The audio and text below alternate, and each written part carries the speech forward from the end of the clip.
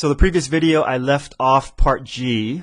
So part G is evaluating a limit. So the first thing we do is when we evaluate a limit, we want to plug in that 3.5 and see what we get.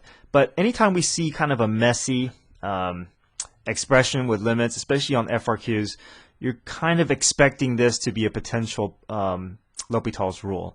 So let me talk about L'Hopital's rule here. Well, first off, let's plug in. So we're expecting L'Hopital's rule, right, potentially.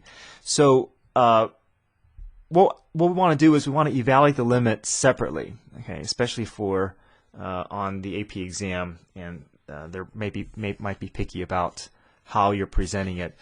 With L'Hopital's rule, we want to try to avoid writing this form, the 0 over 0. It's a little problematic in terms of setting a limit equal to 0 over 0. Just algebraically and logically, it just makes there are some issues there. So I think the safest way to go about doing this is let's just evaluate the numerator and denominator separately. Okay, so I'm going to evaluate the limit of this numerator of 3.5. I'm just going to do the numerator, so I'm going to write it out just with the numerator.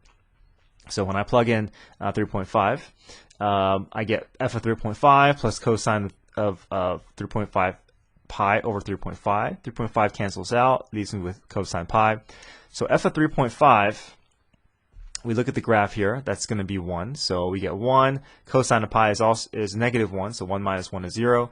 So that fulfills the numerator portion of L'Hopital's rule, but we're not going to write 0 over 0, we're just going to show the work for the numerator being 0.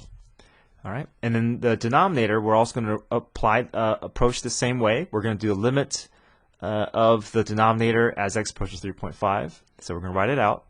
Plug 3.5 in for x. 3.5 minus 2.5 is just 1. Natural log of 1 is 0.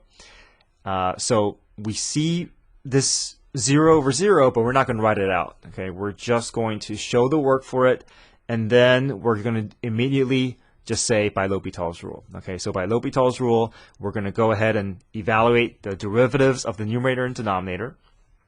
So we're going to jump directly. Our condition has been met. Okay, but we're going to just go ahead and find the derivative of my numerator expression. So f becomes f prime. Cosine of u becomes negative sine of u times u prime.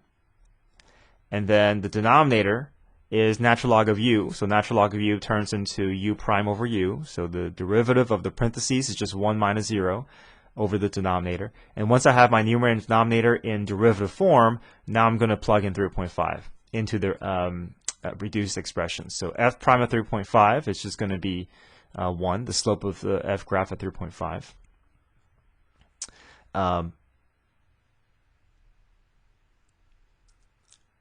Okay, so f prime of 3.5, yep, is 1. And then sine of 3.5 over 3.5. So we basically get sine of pi, which is going to be 0. So that's just going to wipe out to be 0. And then 3.5, in for x, we get 1 over 1, which is 1.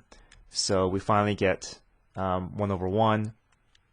Oh, I'm sorry. Let's see. F prime of 3.5. F prime of 3.5. So f prime of 3.5 should be reading as 2. The slope of this line is 2. So let me change that here.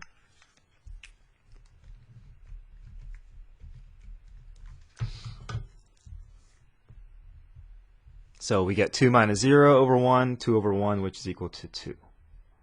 Okay, so again, with L'Hopital's rule, we're going to avoid writing the 0 over 0. We're just going to show the numerator and denominator separately, and then just you make that conclusion with L'Hopital's rule, and you're going to avoid this notation here.